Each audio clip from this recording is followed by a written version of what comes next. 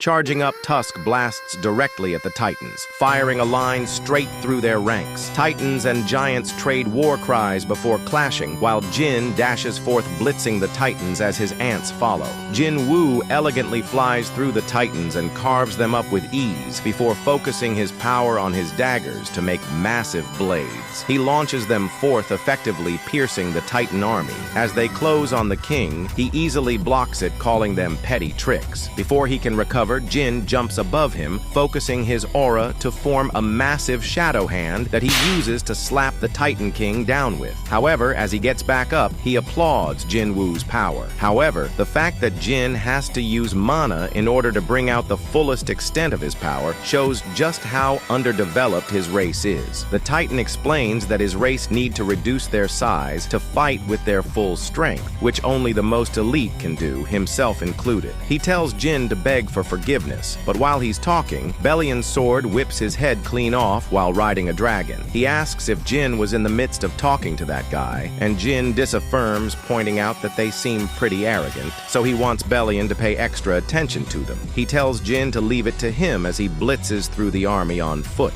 Back in the meeting room, Harrison nods as the president asks if they've figured out who the man is. He recognizes that Jin dealt with those monsters like they were nothing, and this is something out of the movies. He asks if no one in the intelligence agency is able to find out who it is, and a man says that realistically he thinks it's impossible. Revealed to be David Brennan, director of the American Central Intelligence Agency, he proposes investigating his identity via an unrealistic method. President questions what he means, and David points out that there is always that person who told them truths they couldn't know about with unrealistic methods. Asking if it could be, David confirms it to indeed be Norma Selder, who will tell them the answer as she's always done. At the school national track and field competition preliminaries, Jin stands with the gang and notices a guy warming up. His team member, calling him Kim Chul, asks why he's not warming up as Jin realizes that he is the reincarnated Iron. This side story continues.